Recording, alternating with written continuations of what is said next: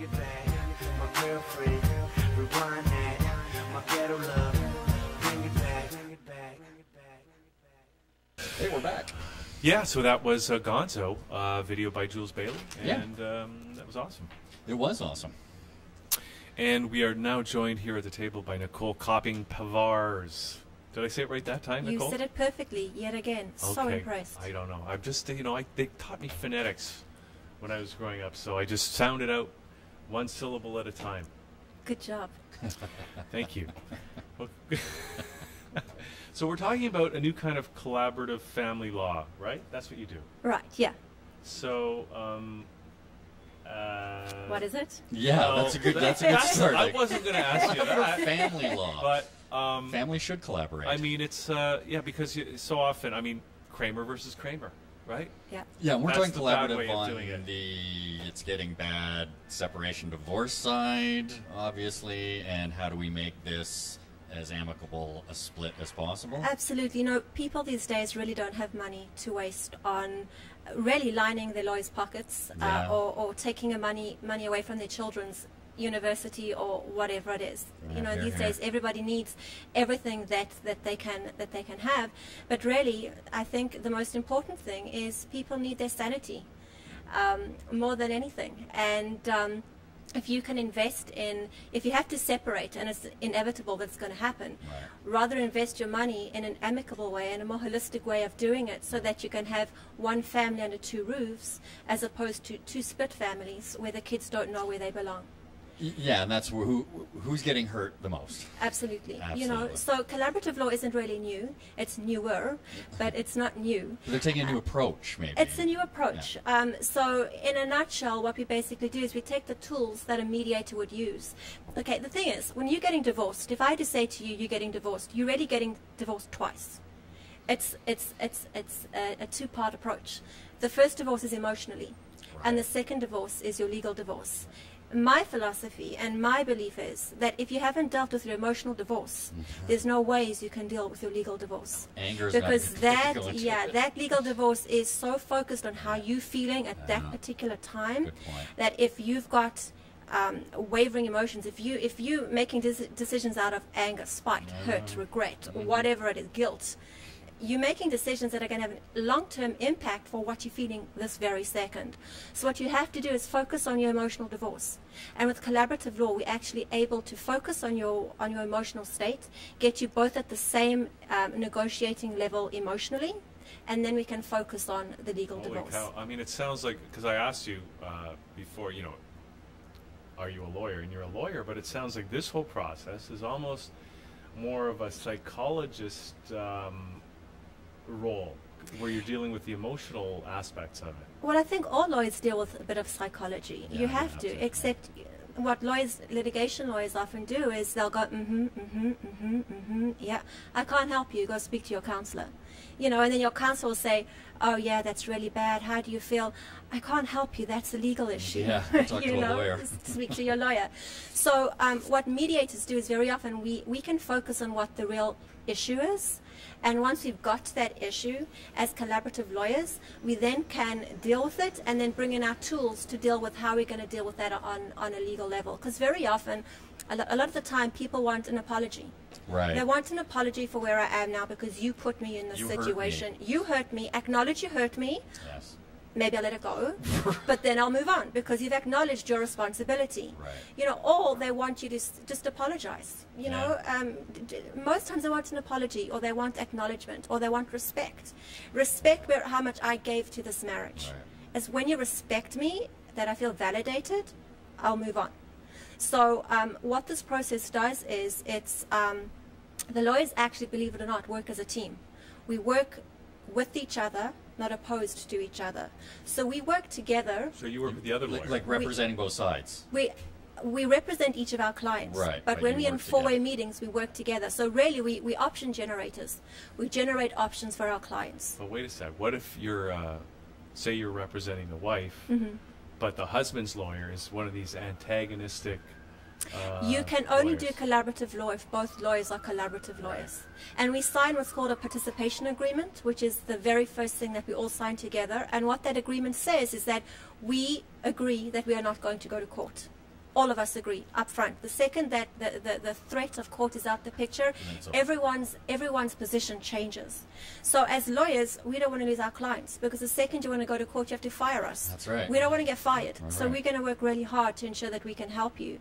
And as the clients, if you know that you're not going to court and that you're not going to be holding what you think is your ace up your sleeve, it's all about open, honest, transparent negotiation. So basically, I mean, because you mentioned the word mediation, right, or mediator, and we're seeing that is increasingly, or correct me if I'm wrong, but any kind of a dispute, whether it's a business dispute or a personal dispute or a civil dispute of any kind, is this whole idea of mediation is like a growing new way to deal with the problem.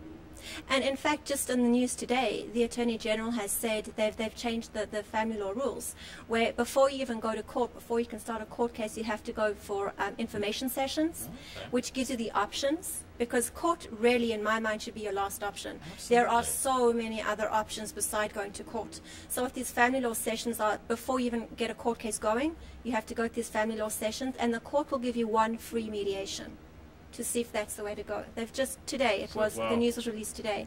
Now the difference between mediation and collaborative law is we use the same tools, but as a mediator, I'm a mediator as well, but when I'm a mediator, my lawyer hat comes off and my mediator hat comes on.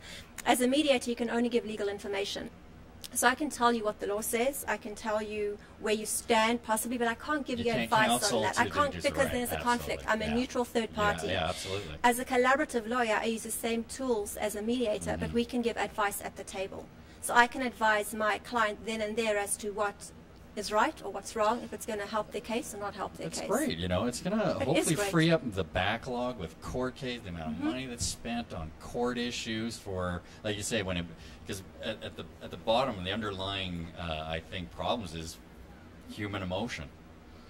Get rid of the anger, get rid of the resentment, get rid of the, let's figure out how we're going to divide. Absolutely, and it really is a division. Absolutely, and the thing is, I was taught when I was doing my training, my trainer used the terms the kicker and the kicky in a marriage.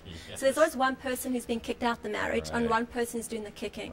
So the person who's doing the kicking, the kicker, left the marriage a long time ago. In their mind, they've dealt with the emotions, they've dealt with everything, and for them, it's just a matter of moving on. The person who's being kicked out of the marriage, well, for them, even if they knew the marriage was bad, it's like a kick in the stomach, as I knew it was bad, but oh my God, like their world comes crashing down, and then you've got the lawyer saying, make a decision, make a decision. They can't even get out of bed in the morning. They haven't slept. 2 o'clock in the morning is the loneliest hour when all your problems come crashing down, and they suddenly have to make all these decisions when they can't even figure out what shoes to put on. Right, and it's like you said, I mean, it's like the kicky is maybe had months or years making the decisions to get to that point, and the kicker all of a sudden, even if, like you said, oh, it hasn't been great, but all of a sudden it's happened to me. Yeah. So what do I do? And so you've got the one person up here, the other person down there, and you're expecting them both to make clear, logical decisions. They're in different places. So you have to get them on the same level. And that's what we're able to do. Now, does that take a long time? I mean, I guess it differs from each case that you're dealing with. I mean, do some people actually just, within a couple of days, couple of weeks, it's okay, we're good? It really depends on the motivation of the clients and what their goals are. If they are motivated parents, generally the kids are the goal, and they want to get this over and done with with the least amount of damage as possible. It usually takes much less in the court system, and it works much quicker, because if you want to go to court today, if you had to give your lawyer all the documentation, everything was drafted, signed up, you probably wouldn't enter into the courthouse 3 months down the line. You'd have to wait 3 months with the backlog. With collaborative law, you start the process moving almost immediately, because you're only scheduling with the lawyers. You don't have to worry about court and backlog or whatever it is. So I mean, in my experience, I haven't really had a file that's gone beyond 6 months. Well, that's pretty amazing. And dealing with stuff that everybody else deals with. But it's really up to the lawyer to be able to manage their client. Well, right, like how do you deal with a client who's using their child as a weapon, per se? You don't accept it, first of all. Yeah, right, that's it. You just say, forget it.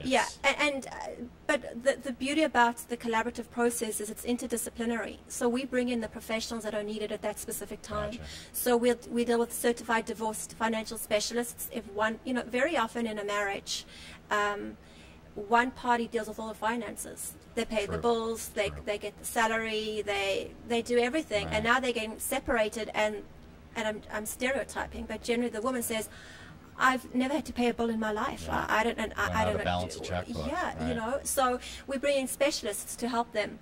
And for me, like, those financial specialists are the key. They are the ones that get our files sorted out so quickly. And then we bring in family therapists and counselors as well to how to counsel the family, how to counsel the parents to co-parent when they're not living in the same house, or how to co-parent when you may have different ideas, or how to deal with your children when you're going through the separation, divorce. What answers when they ask you those awkward questions? How do you approach it so that you're both on the same page? Your kids don't ever want to have to be the adults in a situation. They're still going to be looking to the parents for guidance, and if the parents can't guide them, there's a problem. If the parents are acting like children. Yeah, and that for me is my worst, when the kids have to be the parents, and the parents are acting like children, and these poor kids are so lost, you know. So we really had, like, sometimes what I do is we'll have pictures of the kids on the table. So it's that picture the whole time of the clients. This is why we're here, because it's those kids that are important to us. And sometimes just seeing them, sometimes as lawyers, we don't even have to say anything. Like, we just look at the pictures and the clients regroup. Right. Because they know, but they're tools, they're different tools. And it really depends on the relationship you have with your clients.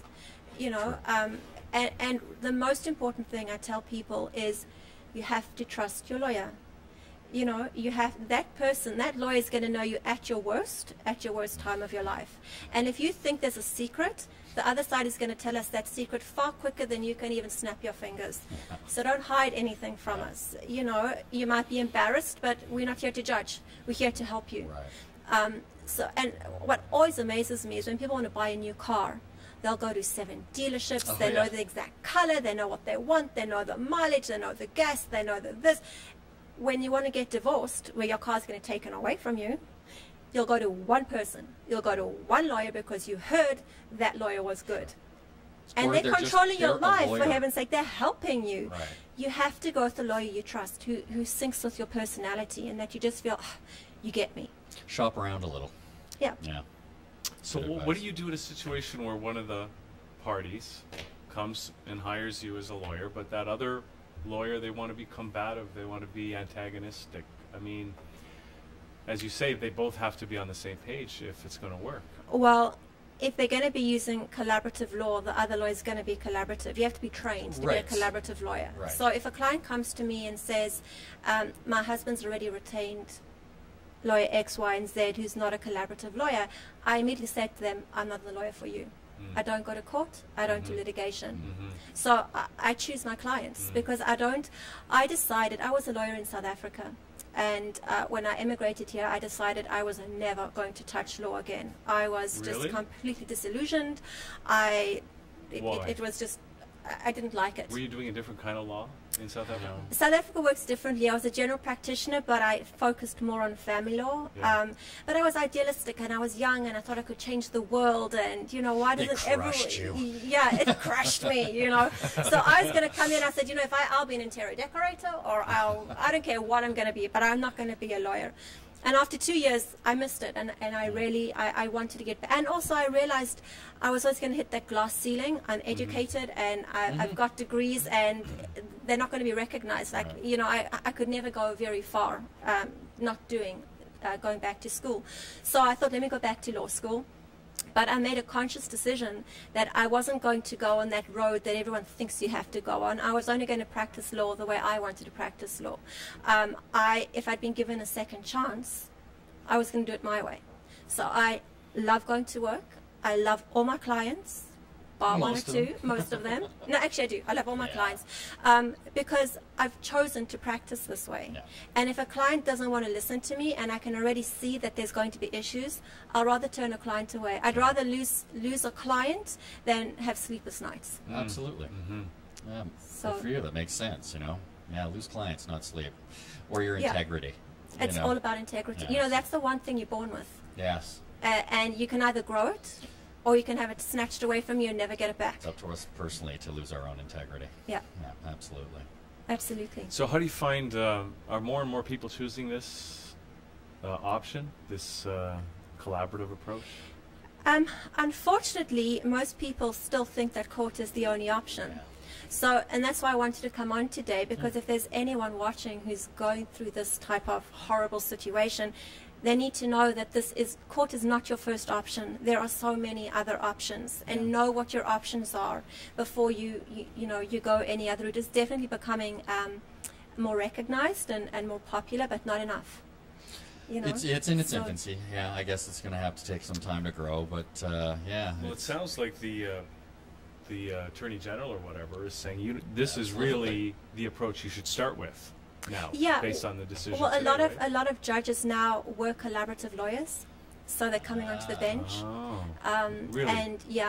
And in fact, what some of the judges say, which is fantastic, is they say to the collaborative lawyers, take one litigation file. Just one litigation file a year, so you can show your skills in the courtroom, so you can show your colleagues how to speak, how to use the skills, and try and educate that way.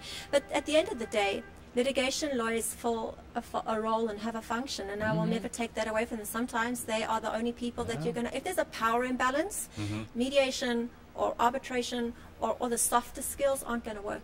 Right. If there's a power imbalance, sometimes you need... What do you mean a power imbalance? Well, if one party is much stronger, either financially or emotionally, or in with negotiating or whatever it is, if there's abuse of any kind, then you're going to end up in court. It's not going to work.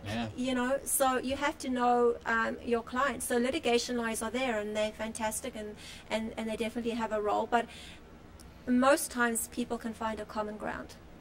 And they just need guidance. They just need help. They're the captain of their own ship.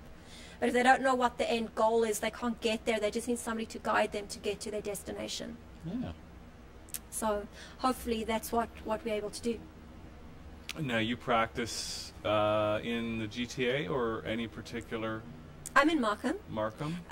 But collaborative lawyers are all over the show. And what we do is we alternate offices. Or if the clients would rather only meet at one office, then, we work with our clients for what's best for them. So I've come downtown, lawyers have come up to me. It's, whatever's best for the clients is what we do. So I wonder, just because you're doing this as a career option, but I mean, what does it say about, what have you learned about the institution of marriage doing this? You know what I think the key to the institution of marriage is? I think the key is respect. I think Absolutely. Love is there, you can lose it, you can fall out of love, but very often you fall out of love because you've lost some kind of respect for your other partner. So for me, I think respect is the key to marriage. If you lose respect for your partner, your marriage starts crumbling. It's the key to relations. It really is. Respect. And this is a very respectful process. Yeah. So, I mean, I'm a product of divorce. My parents divorced, but my parents are the best of friends now. They went through a horrible divorce, but my parents now, my father broke his leg, and he needed somewhere to live, and my mother and stepfather said, come live with us. Wow. So my father lived with my mother and stepfather while he recuperated. And then he recuperated, and he still stayed on there because they're friends. My mother and father cannot be married to each other, but they are now the best of friends. That's amazing. So it can happen, and I'm not saying you have to be bosom buddies with your spouse, but if you've got kids, you're bound to that person for the rest of your life. Absolutely. So either make it work, right, or your poor kids have to choose. Yeah. So it's true. You're gonna have to deal with them at various different times, make it respectful. It's all about respect. Yeah, because then you can teach your children about... I think respect and letting go. Yeah. You can choose to be the victim for the rest of your life, right, and then just live in the victim state. Yeah. Or you can take responsibility for where you are or what your part was for the breakdown, right, because it takes two to tango. Absolutely. Move forward. What I tell my clients is it's like driving a car. You've got a big front window and a small rearview mirror, and it's important to check the rearview mirror to see what you've left behind. But if you focus on that rearview mirror, you're going to crash. You are, absolutely you are. So you can't focus on what brought us to the end, and then you can focus on making that split and then moving on to a new future. Yeah. And I really love the idea of eliminating, as much as we can, the amount of time spent in court.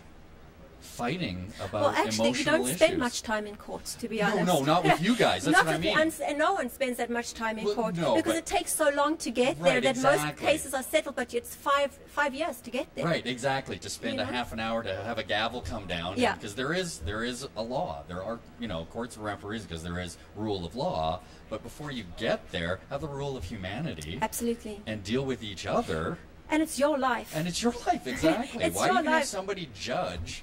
And judging on a piece of paper. And there's always going to be one side that is not going to be happy. Yeah, well, what we try to do is, if we can have two unhappy people, Yes. equally unhappy, Exactly. And we've what- done our job. It's true, but it's true. Yeah, it's true. Yeah, you're both going to be unhappy, but yeah, at least it'll be done and over with. Yeah. Wow. I wish you the best of luck. I mean, it's a great idea. And where do people get a hold of you? Well, I have a website. Okay. So it's www.nkplaw.ca. Okay, great. And you're working on a lot of cases right now? Yeah, it's Yeah, up and down. It's it's always summertime time. now, Yeah, that's right. But, A lot of people are away and they haven't gotten their divorces yet. They're going to come back to town, and it's a big market. it is. It's a huge Unfortunately, market. and Yes, it's it is. only getting bigger. Absolutely. Are we ever going to get back to the days when you marry once and that's it, no divorce? Like before Henry VIII and all that. No, but I don't think that should really ever happen because then people just stay in unhappy marriages. You have to move on My if parents it's come should have to got an end. divorced, but Yeah, they I didn't. mean, if you realize it has to come Kids. to the kids. And yeah, because we Yeah. can make them just as miserable as we Let the are. whole family be miserable, Yeah. So, Let's continue to perpetuate this myth. yeah, of and then what a people just stay in a marriage happy and they marriage is. accept the affairs and they accept everything because, well, we have to, society says we have to stay married. Right. I think if you can have happier kids and a happier life, Separately. separate. Do it.